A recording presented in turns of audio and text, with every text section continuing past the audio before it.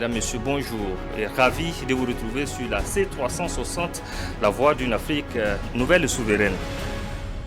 Issaka Sourouema, l'ancien ministre en charge des affaires religieuses et coutumières du Burkina Faso, est l'invité spécial de cet entretien exclusif. Mesdames, Messieurs, bonjour et ravi de vous retrouver sur la C360, la voix d'une Afrique nouvelle et souveraine. Avec lui, il sera question de religion traditionnelle africaine avec un point d'honneur sur la journée du 15 mai désormais consacrée aux coutumes et traditions au Burkina Faso. Bonjour Naba. Oui, bonjour Monsieur Davira. Et merci d'avoir accepté notre invitation pour justement parler du 15 mai, une journée consacrée désormais aux coutumes au Burkina Faso. Déjà, au niveau de la chefferie, comment est-ce qu'on a accueilli cette journée instituée par les autorités et comment elle se prépare? Merci de m'avoir invité. Je voudrais d'abord rendre hommage aux membres du Conseil supérieur de la chefferie coutumière et traditionnelle, également aux différentes associations, organisations de la société civile, et également au gouvernement, pour avoir pensé pour avoir œuvré de sorte que cette journée soit instituée. Je voudrais en cela également rendre hommage à Sa Majesté le Mongo Naba, parce que vous m'avez appelé Naba. C'est grâce à son fait que je suis Naba. Donc, évidemment, si vous mangez, si vous consommez les éphémères le soir, c'est-à-dire les termites zélés, vous ne pouvez pas ignorer qu'il a plu le matin et que c'est la pluie du matin. Voilà, et qui a conditionné effectivement l'envol des éphémères le soir. Très clair. Voilà, donc cela étant, comment est-ce que ça a été accueilli? Je crois qu'en tant que journaliste, vous avez dû voir à travers les médias traditionnels et les réseaux sociaux comment est-ce que comment est-ce que l'opinion publique et les premiers intéressés ont accueilli cela. Alors, mais sur un plan strictement personnel, je constate qu'il y a effectivement une réaction positive, des réactions positives qui ont été enregistrées suite à cela, puisque de toute façon, beaucoup d'organisations, à commencer par le Conseil supérieur de la chefferie coutumière et traditionnelle, ont bataillé pour que cette journée advienne. Maintenant que le bébé est là, je pense qu'il faut en prendre soin.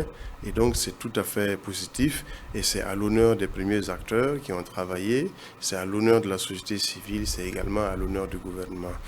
Donc, de ce point de vue, en ce qui me concerne, c'est quelque chose de positif. C'est quelque chose de positif, mais comment est-ce qu'on prépare concrètement cette journée? Quel est le chronogramme prévu pour donc consacrer justement à la cérémonie? J'ai dit de vous décevoir. Parce que bien que je sois effectivement un chef traditionnel, je n'ai pas effectivement la qualité et le statut nécessaire pour prendre part aux discussions qui est sur l'agenda donc de la journée. Toutefois, d'abord, il faut voir qu'il y a une déclaration qui a été publiée par le Conseil supérieur de la chefferie traditionnelle et coutumière. Et dans cette déclaration, il a été simplement dit en substance qu'en fonction donc, des spécificités et des particularismes culturels et religieux de chaque communauté. Voilà, il revenait donc à ces communautés-là individuellement prises de voir comment est-ce qu'elles pouvaient faire ça, de manière à ce que ce ne soit pas une camisole de force, parce que vous savez mais est-ce que comme ça on ne disperse pas les forces? Est-ce qu'il ne fallait pas parler d'une même voix, avoir une cérémonie, j'allais dire, unique? Non, en fait, vous savez que la religion traditionnelle, elle n'est pas organisée de façon hiérarchique, comme les religions monothéistes dites révélées. Alors, donc, les religions abrahamiques, ce que je vais dire, comme elle n'est pas effectivement organisée de cette manière et que justement il y a plusieurs sensibilités du point de vue culturel et socio-ethnique et que par ailleurs, même à l'intérieur d'une seule communauté, il y a beaucoup de nuances. Alors, si vous prenez la communauté à laquelle j'appartiens, il est avéré que, par exemple, Tinkodgo ne pratique pas de la même manière que Ouagadougou, et Ouagadougou ne pratique pas de la même manière que Boussouma, et que Boussouma ne pratique pas de la même manière que Ouaïguia. L'essentiel, c'est que quand on oriente, effectivement, on donne des orientations générales, alors chacun va habiller, va donner un contenu qui soit conforme à sa propre histoire, qui soit conforme à sa propre sociologie et qui soit conforme à ses propres traditions. Mais est-ce que de façon exceptionnelle, on ne pouvait pas inventer quelque chose qui allait en tout cas sortir de la tradition, des choses habituelles que toutes les coutumes ont? Oui, justement, ça se fait avant. Je veux dire que si d'abord le Conseil supérieur s'est réuni, il a produit une déclaration.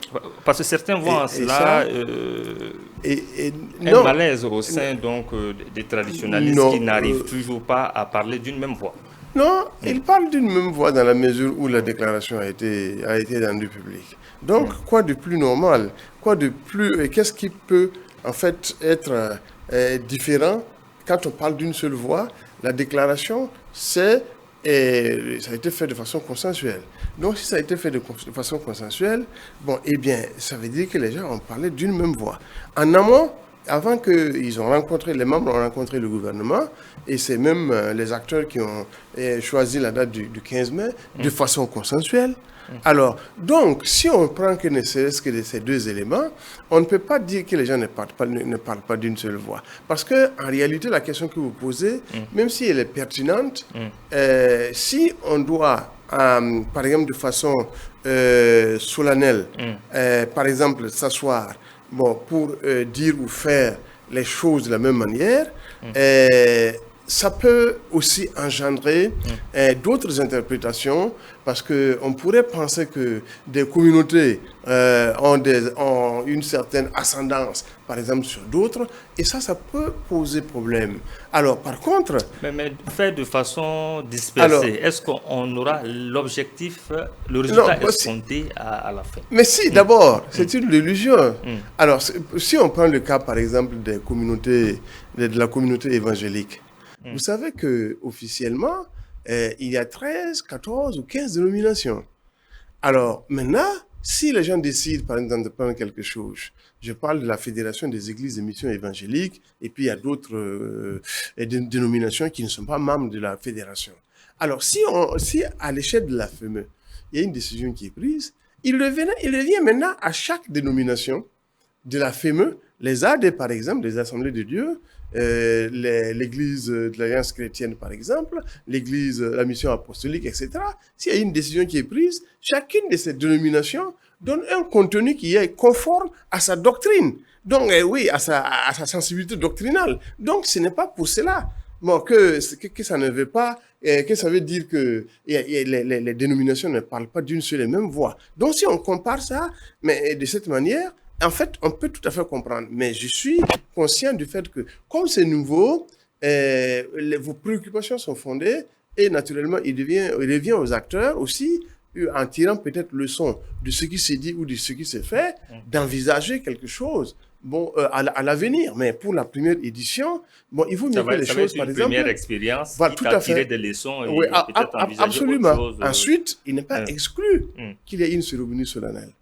Alors, donc, attendons de voir. Donc, voilà, parce que les échanges se poursuivent. Alors, Naba, les religions abrahamiques ou monothéistes ont toujours eu droit de citer au Burkina Faso. Avec l'institution d'une telle journée, dira-t-on que c'est une justice qui vient d'être rendue, étant donné que le Burkina Faso est un État laïque?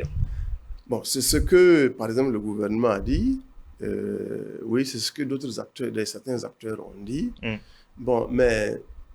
Personnellement, j'ai une position beaucoup plus nuancée. Sur la question de la laïcité? Non, sur la question de rendre justice à la religion. Vous n'y voyez pas une forme de justice qui vient d'être rendue avec toutes ces années? Oui, ma position est plus nuancée parce que je crois que l'intention, si de par le passé, il n'y a pas eu une institution de la journée, il n'y a pas eu d'intention avérée de commettre des actes d'injustice à l'endroit de la chefferie, à l'endroit des religions traditionnelles, par exemple, en tout cas pas de la part forcément du gouvernement, parce que vous savez, cette idée même, elle ne date pas d'aujourd'hui. Elle date d'une dizaine ou même d'une quinzaine d'années et les discussions avaient effectivement cours. Donc, si ça ne date pas de cette année, ça veut dire qu'il y avait certainement un processus de discussion, de réflexion qui était engagé. Et aujourd'hui, c'est une réalité. Donc, je disais que il n'y avait pas l'intention avérée, soit par exemple du gouvernement, soit par exemple des religions abrahamiques, de faire de sorte que la religion traditionnelle n'est pas. Peut-être que c'était inconscient, on n'en avait pas forcément conscience, mais il n'y avait pas une volonté délibérée d'empêcher, par exemple, qu'il y ait une telle journée. Mais c'est vrai que chaque religion ayant vocation à faire le maximum de fidèles, notamment les religions abrahamiques, bon, peut-être que certains de ces acteurs n'étaient pas forcément intéressés, n'étaient pas forcément motivés, mais il n'y a pas eu d'action, par exemple, pour s'opposer à cela. Donc, c'est pour ça que je dis que ma position est plus nuancée. Vous ne voyez pas... oui, voilà, moi je pense que c'est peut-être maintenant, il y a une prise de conscience à faire collective. Et je crois que si vous prenez le cas de l'Observatoire national des faits religieux, qui a vu le jour en 2015 sous la transition présidée par M. Michel Kafando, eh bien, ça a été créé. Et dans le cours des choses, des questions avaient été posées parce que les religions traditionnelles n'étaient pas représentées. Et d'ailleurs, le président Kafando avait dit qu'en réalité, ça sera pris en compte. Bon, mais pour l'instant, dans l'immédiat, comme les discussions n'ont pas eu cours et que la transition est limitée, bon, et bien, faisons avec et on verra par la suite. Et sous le président Kaboré, eh bien, le texte, par exemple, fondateur de l'ONAFAR a été revu, le décret en question, et on a intégré les religions traditionnelles. Des correspondances ont été adressées à l'époque, voilà, au Conseil supérieur, qui était en train de réfléchir sur la question pour trouver des représentants, mais disait qu'il fallait peut-être voir comment est-ce qu'on peut augmenter le nombre, par exemple, des représentants, voilà, de la religion traditionnelle, étant donné la multiplicité des sensibilités socio-ethniques. Alors, et sous le président Damiba, il y a eu une correspondance qui a été également envoyée pour rappeler effectivement aux acteurs là le fait de trouver effectivement des représentants.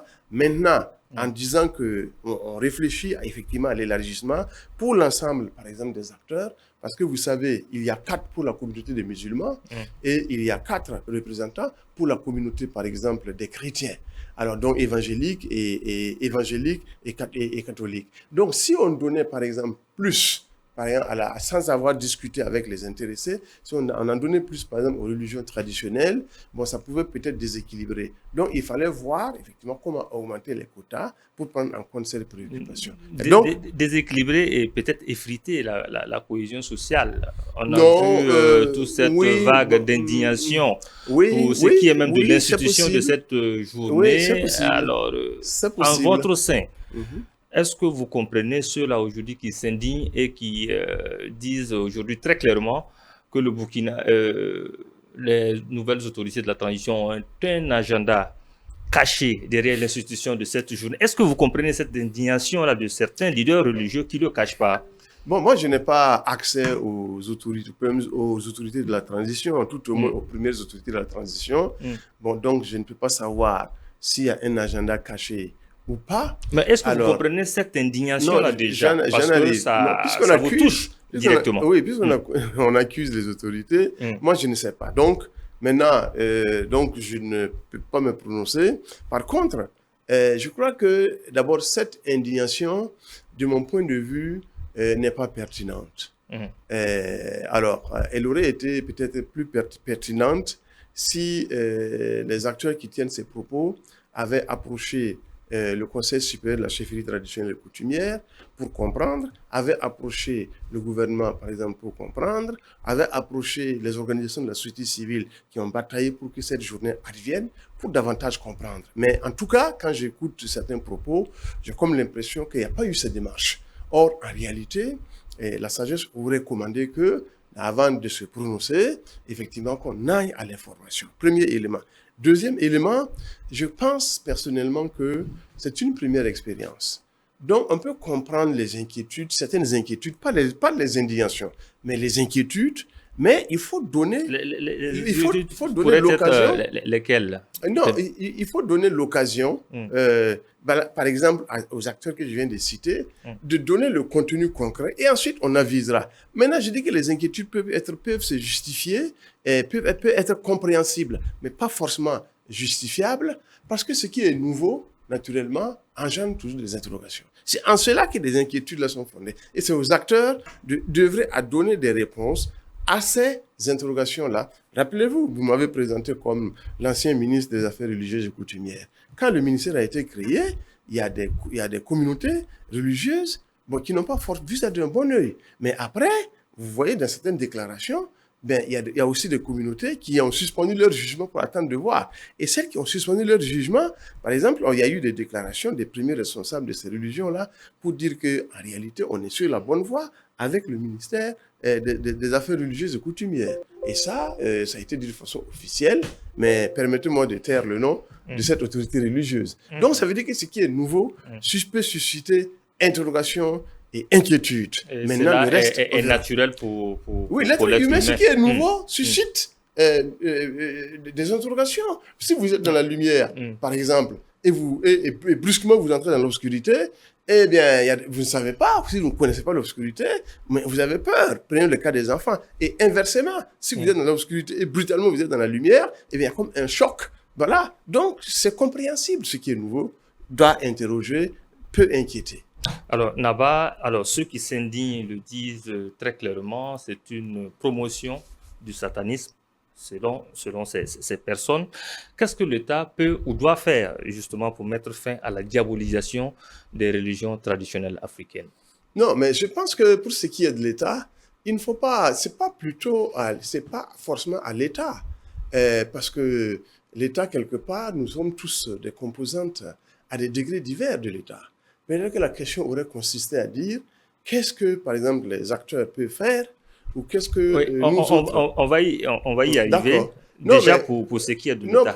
Pour ce qui est de l'État, c'est simplement d'attirer l'attention des différentes communautés religieuses. Et nous, notre association, vous avez oublié de le dire, moi je suis président de l'Association pour la tolérance religieuse et le dialogue intercommunautaire. Nous avons effectivement publié une déclaration sur quand le décret a été adopté en Conseil des ministres pour saluer, mais pour inviter par exemple les pratiquants de religion traditionnelle à savoir raison garder, pour ne pas penser qu'aujourd'hui on était diabolisés, maintenant nous on va diaboliser les autres parce qu'on est reconnu. Ce serait en fait la réponse du berger à la bergère et ça peut effectivement complexifier les problèmes de cohésion sociale que nous avons déjà. Nous avons également dans la même déclaration invité par exemple les autres communautés religieuses à faire davantage preuve de tempérance et de tolérance et de chercher par exemple à comprendre.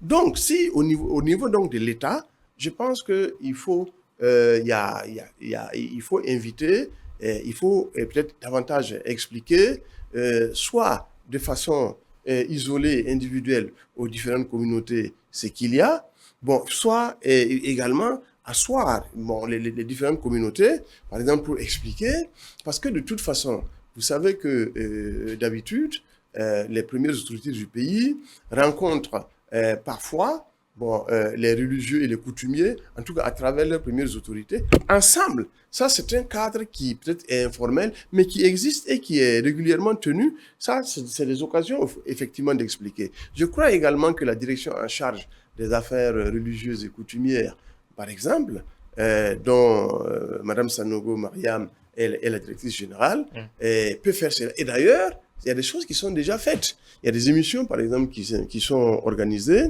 et qui sont diffusées. Alors, et c'est le ministère en charge de l'administration du territoire, en charge des cultes, donc, qui porte le dossier. Et je crois qu'en cela aussi, le ministère en charge de la communication et de la culture apporte sa part contributive en fait à cela. Peut-être que ce n'est pas forcément vu, mais ce sont des choses qui se font et je pense qu'il faut continuer dans ce sens. De façon tout à fait. Un peu silencieuse. Alors, non, pas de façon silencieuse, mais si vous les responsables qu'est-ce que les responsables des religions traditionnelles africaines attendent des leaders chrétiens ou musulmans dans le sens du renforcement de la cohabitation pacifique des religions au Burkina Faso, Naba? Bon, encore une fois, je ne suis pas forcément la personne la mieux indiquée pour répondre à cette question. Donc, je ne parlerai qu'à mon nom et à mon nom, à mon nom saint. Et voilà. Donc, je pense mais déjà, c'est votre voix porte étant quand même premier responsable de l'association pour la tolérance religieuse, qui est très bien reconnue aujourd'hui, qui mène beaucoup d'actions sur le terrain. Très bien. En tant qu'acteur associatif, je pense que ce que au niveau des acteurs des coutumes et des traditions, c'est simplement, de mon point de vue, de ne pas de travailler de façon apaisée, d'approcher de façon apaisée les autorités des autres communautés religieuses et bon, pour effectivement leur expliquer bon, ce qu'il y a et en retour répondre à leurs préoccupations. Et comme ce n'est pas, comme disent les anglophones, c'est pas un one-way relationship, mais c'est two-way. Je veux dire que c'est dans les deux sens. Les religions abrahamiques aussi devront effectivement approcher les premiers responsables des coutumes et des traditions, bon, pour davantage comprendre. Parce qu'aujourd'hui, je crois que les missions des différentes autorités religieuses ou coutumières ne consistent pas à faire de la publicité comparative en disant nous sommes comme si, ces gens-là sont comme ça. Non, chacun a simplement le devoir d'expliquer en quoi, par exemple, sa religion peut contribuer à sauver l'âme de ceux qui appartiennent à cette religion. Et ça, c'est un. De deux, de par leur comportement et de par leur discours, je crois que les différentes autorités religieuses et coutumières devront faire preuve d'exemplarité. Et c'est cela qui peut attirer aussi des croyants. Parce qu'aujourd'hui, le djihad ou la croisade ne consiste pas à utiliser des sabres ou des fusils. Alors, malheureusement, bon, il y en a parmi nous qui le pensent, mais ils sont totalement dans l'erreur.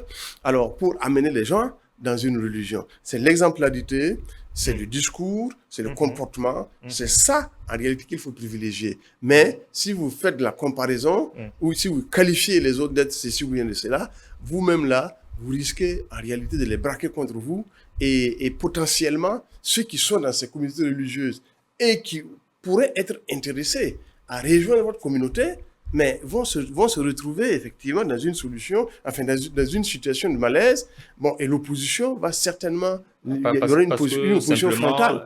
Parce que simplement l'exemple n'est pas donné. Le bon exemple n'est pas donné. Ça n'incite pas à aller vers. Mais l'institution de cette journée dédiée aux coutumes et traditions, à supposer que ça perdure, on l'imagine que ça va perdurer. Qu'est-ce que ça va changer fondamentalement? D'accord, mais avant de répondre à votre question, les gens voient à travers les coutumes et les traditions les pratiques religieuses traditionnelles exclusivement. Si vous prenez la musique traditionnelle, mais ça fait partie en réalité de nos coutumes et de nos traditions. Si vous prenez la lutte, si vous prenez la façon de cultiver, la façon d'élever, etc., etc., ce sont des traditions et des coutumes. Maintenant, ce n'est pas dans le domaine religieux, c'est dans le domaine laïque et séculier. Donc, ce n'est pas dans le domaine cultuel, mais c'est dans le domaine culturel. Donc, de ce point de vue, il ne faut pas faire de l'amalgame. Alors, donc, maintenant, qu'est-ce que ça peut effectivement changer? Bon, du point de vue de la cohésion sociale, bon, il faut avouer que le fait que, dans le temps, il n'y avait pas, par exemple, de journée, si les gens faisaient le plaidoyer, c'est parce qu'ils étaient frustrés, c'est parce qu'ils étaient en tout cas mécontents, même s'ils n'exprimaient pas ces sentiments-là de façon violente, il y avait de la frustration. Donc, s'il y a des frustrations, eh bien, comme il y avait des frustrations, l'adoption de cette journée permet, à mon sens, d'abord d'apporter des solutions à ces frustrations. Et c'est déjà quelque chose de gagné. Et à partir de ce moment maintenant, je pense que légalement, aussi, eh bien, l'État peut aussi attendre, et il l'a dit, de ces communautés-là, leur contribution dans la lutte contre, par exemple, contre le terrorisme.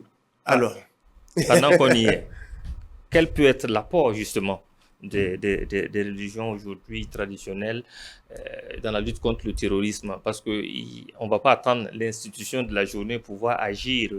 Les chefs coutumiers et traditionnels Je vous voyais venir et vous êtes venu. Alors, d'abord, je vous ai dit qu'il y a deux éléments fondamentaux. Par exemple, qui concernent, il y a le côté culturel et le côté culturel. Le côté culturel, par exemple, pourrait consister à faire davantage la promotion des différentes cultures, et l'État le faisait, mais les acteurs, aujourd'hui, qui sont reconnus à travers une journée, devraient apporter, à mon sens, une part contributive beaucoup plus importante. Et ça, et quand on parle de la promotion des aspects culturels, là, c'est pas seulement, c'est toutes les cultures. Par exemple, si on prend mon village, alors, pourquoi ne pas, par exemple, songer amener une dizaine de communautés, de personnes de communautés différentes, ou bien de groupes de communautés socio-ethniques différentes, et bien, pour que les gens, par exemple, si on prend les lobbies, si on prend les Dagara, on prend les Bissa, on prend les Bobo, on prend les Sunufo, etc., et puis on organise une soirée culturelle, bon, et c'est une occasion, par exemple, pour des gens du village qui connaissent la Côte d'Ivoire, mais ne connaissent même pas Orodara à côté, ne connaissent même pas Pau à côté, disent, mais tiens, voilà, si les gens viennent voir ça, en réalité, c'est la promotion, par exemple, de la culture, et ça participe du renforcement de la cohésion sociale et de la prévention de la radicalisation et de l'extrémisme violent. Ça, c'est clair et c'est net. Ensuite, si on prend le côté culturel, évidemment, les gens, maintenant, ont une base, j'allais dire... Avant qu'on poursuive dans ce volet, le volet de terrorisme nous tient vraiment à cœur pour tous les Burkinabés. Oui. Pourquoi, jusque-là, il n'y a pas de changement, le radicalisme là, est toujours d'actualité. Est-ce que les chefs coutumiers jouent pleinement leur rôle sur ce front-là? Non, ils jouent leur rôle, mais il faut savoir que l'État aussi a un rôle à jouer. Parce que s'ils ne jouaient pas leur rôle là, en fait, la situation serait pire. Alors, donc, vous voyez, si vous suivez les médias sociaux et les médias traditionnels, vous verrez qu'il y a des activités qui sont entreprises. Maintenant, ce mal-là a pris peut-être 20 ans pour être dans l'incubation. La période d'incubation a duré au moins 20 ans. Parce qu'en réalité, si vous regardez, c'était la porte d'à côté, les différentes fois, quand vous prenez Madame Diko, ce n'est pas du jour au lendemain. Mais on n'a pas anticipé, on n'a pas posé d'action. Alors, et à l'échelle des communautés, par exemple, des chefs religieux et coutumiers, les gens ont attiré l'attention de l'État, puisque c'est sur des antennes qu'ils faisaient ces prêches. Alors, et je sais qu'à l'époque, même des autorités étatiques, les chefs des circonscriptions administratives qui étaient là-bas, ont attiré l'attention de l'État central sur ce qui était en train de se faire. Donc, et avant ça, lui-même, il a observé la société. Donc, il y a une période d'incubation qui dure une vingtaine d'années. Mais vous pensez qu'en 10 ans, par exemple, d'une maladie chronique, une maladie qui a eu lieu, dont l'incubation a duré 20 ans, vous pensez qu'en 10 ans, on peut combattre cette maladie chronique? Si on prend le cas de l'Afghanistan, si on prend le cas du Mali, si on prend le cas de la Somalie, etc., voyez comment ça a duré. Donc, ça veut dire tout simplement que ce n'est pas parce que les chefs coutumiers et traditionnels vont s'impliquer que du jour au lendemain, ça va trouver une solution. Mais en réalité, ils vont constituer également une solution et l'État a d'autres responsabilités. Prenons le cas, par exemple, des mécanismes alternatifs donc de prévention et de résolution des conflits. Mais les gens le font. Mais si l'État n'invente pas un cadre national, ne s'approprie pas, par exemple, ces mécanismes-là et se laisser à l'appréciation et à la pratique, par exemple, des coutumiers et des religieux, ça ne peut pas marcher. C'est pour ça que, en plus de l'option militaire, par exemple, de la lutte contre le terrorisme, là, il faut davantage donner de place à ces mécanismes-là. Et les acteurs sont là, mais il faut les y associer davantage. Mais ces acteurs aussi peuvent s'impliquer davantage sans forcément attendre que l'État organise. J'imagine que la chefferie coutumière est très bien organisée. Non, mais... Monsieur Dabira. Maintenant, Naba, on a moins d'une minute. J'aimerais qu'on fasse une petite halte sur votre gouvernance. L'un des chantiers, c'était de doter la chefferie traditionnelle d'un statut afin qu'elle soit à l'abri des manipulations politiques. À ce jour, qu'est-ce qu'on peut retenir? Je crois que l'État a joué sa partition jusque-là à travers les autorités gouvernementales. Mais il y a des petits réglages à faire pour ce que je sais. Je crois qu'il y a seulement des petits détails, des petits réglages assez mineurs à gérer au sein de la communauté coutumière et traditionnelle. Je pense que c'est cela. Maintenant, concernant, vous n'avez pas posé la question, mais il y a la loi, à l'avant-projet de loi portant liberté religieuse. Je crois également que c'est sur le bureau du ministre en charge des cultes.